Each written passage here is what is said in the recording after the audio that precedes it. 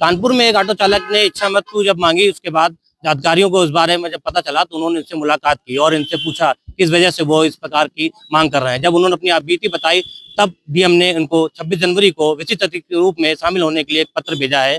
कानपुर के कलेक्टर में DM office में जैसे ही एक पत्र पहुंचा, वैसे ही ऑफिस में हड़कंप मच गया। डीएम ने कारण पूछा तो ऑटो चालक ने बताया कि ट्रैफिक प्रभारी ने बिना वजह उसे जम के मारा और अपमानित किया। इस पर डीएम ने पुलिस कमिश्नर को मामले की जांच करने के आदेश दिए। साथ ही ऑटो चालक को गणतंत्र दिवस पर होने वाले कार्यक्रम में बतौर विशिष्ट अतिथि आमंत्रित करते हुए सम्मानित करने की बात कही। वहीं ऑटो चालक राकेश कुमार सोनी का क्या कुछ कहना है, सुनिए। मैंने एक ट्रैफिक इंस्पेक्टर से पीड़ित था। उन्होंने मेरी गाड़ी में जबरदस्ती का एक डंडा मारा। मेरी गाड़ी के आगे बैटरी रिक्शे वाले खड़े थे, वो लोग हॉर्न देने पर भी नहीं हटा रहे थे अवस्था में।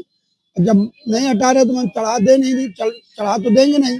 अब उसके बाद आए, पर्दे में डंडा घुसड़ने लगे, पर्दा फाड़ने लगे। मैंने विरोध किया तो वो गाली गलौज करने लगे, मुंह में प्लास्टिक का पाइप घुसड़ने लगे।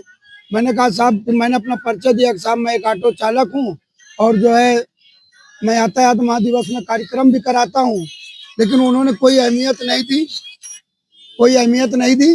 उसके बाद फिर मैंने पुलिस कंट्रोल रूम में भी शिकायत की, जिसमें मुझे कोई रिस्पॉन्स नहीं मिला और आग बबूला हो गया। मेरी गाड़ी का फोटो भी खींच के ले गए, चालान तो नहीं किया लेकिन फोटो खींच करके ले गए, धमकी दे रहे थे, देखते हैं कैसे चलाते हो ऑटो।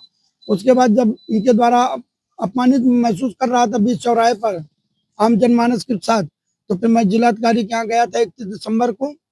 26 जनवरी को फूलबाग में गांधी प्रतिमा में इच्छा मृत्यु मांगने के लिए अनुमति पत्र दिया था। फिर क्या हुआ जब डीएम साहब के पास पहुंचे, उन्होंने क्या? डीएम साहब ने पुलिस आयुक्त के समक्ष एक कमेटी गठित करके उसकी जांच करा रहे थे, लेकिन जांच एडिशनल डीसीपी आदरणीय अर्चना सिंह जी कर रही थी। उन्होंने विभाग की तरफ से भी माफी मांगी। मैंने उनको पैर छू करके बड़ी बहन की तरह सम्मान दिया।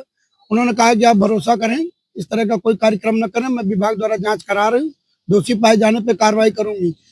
वहीं ऑटो चालक को जैसे ही पता चला कि कानपुर के नए डीएम आए हैं, वैसे ही ऑटो चालक ने वहां पहुंचकर डीएम से मुलाकात कर पूरे मामले की जानकारी दी और क्या कुछ कहा, सुनिए। मेरे द्वारा जो इच्छा मृत्यु की अनुमति मांगी गई थी उसे निरस्त कर दीजिए, क्योंकि आप जो जिला प्रशासन हमारा का यहाँ का इतना अच्छा है, जब वो बच्चों की फीस जमा कर सकता है तो हमारी इच्छा मृत्यु माफ नहीं कर सकता है। विभागीय जांच करा के उन पर कार्रवाई की जाए। डीएम साहब ने पूरी बात को हमारी सुना है, बड़े गंभीरता से लिया उन्होंने और गले लगा कर कहा है कि आप जो है इच्छा मृत्यु नहीं करेंगे और गणतंत्र दिवस के अवसर पर मेरे साथ कलेक्टेड में ध्वजारोहण में शामिल रहेंगे। जब आपको ये पता चला और जब ये जिला प्रशासन का पत्र आया तो कैसा लग रहा है इस समय, और क्या आपको उम्मीद लग रही है कि जिस प्रकार की अवैधता पुलिस द्वारा की गई थी उनको अब आप माफ कर पाएंगे?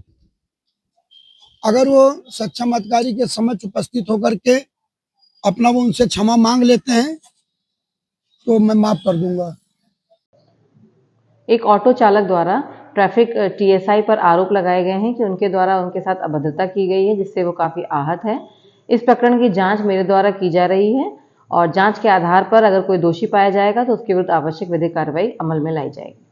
सिंह के लिए फैसले से ऑटो चालक प्रार्थना पत्र पर कार्रवाई करते हुए डीएम ने पुलिस को पत्र लिखकर मामले की जांच के आदेश दिए हैं। डीएम के संज्ञान लेने पर राकेश सोनी ने प्रदेश सरकार और प्रशासन की छवि धूमिल ना हो, इसके लिए इच्छा मृत्यु की अपनी प्रार्थना वापस ले ली है। वहीं डीएम जितेंद्र प्रताप सिंह के लिए फैसले से ऑटो चालक खुश है और गणतंत्र दिवस के मौके पर झंडा फहराने पर क्या कुछ बताया, सुनिए।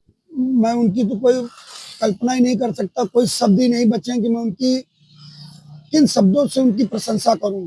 डीएम साहब ने जो कदम उठाया है, वो भी एक जनता के सेवक हैं, मैं भी जनता का सेवक हूं। साहब ऑफिस में बैठ के समस्याएं सुनते हैं, मैं ऑटो चलाकर जनता की सेवा करता रहता हूं।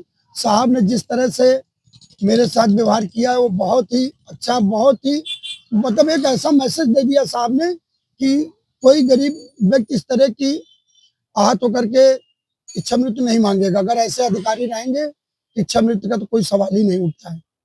हमारे साथ ऑटो चालक थे, उन्होंने बताया कि इस प्रकार का सम्मान कि उनको उम्मीद पहले कभी नहीं थी, लेकिन जिस प्रकार का सम्मान उनको डीएम कानपुर की तरफ से मिला है तो बहुत ही सराहनीय कार्य है और उसकी उन्होंने कल्पना भी नहीं की थी, सपने में भी कभी नहीं सोचा था कि इस प्रकार का सम्मान भी उनको कभी जीवन में मिलेगा। लेकिन जब उनके पास एक पत्र आया और उसमें लिखा था कि 26 जनवरी के दिन आप गणतंत्र दिवस के कार्यक्रम में शामिल होंगे, उसके बाद से ही जो उनका जो विश्वास है वो जग गया और वो इच्छा पत्र की जो उन्होंने एप्लीकेशन दी थी उसको भी वापस लेने की बात कह रहे हैं। कानपुर से नीरू मिश्रा के साथ दीप त्रिवेदी, जेएमडी न्यूज़।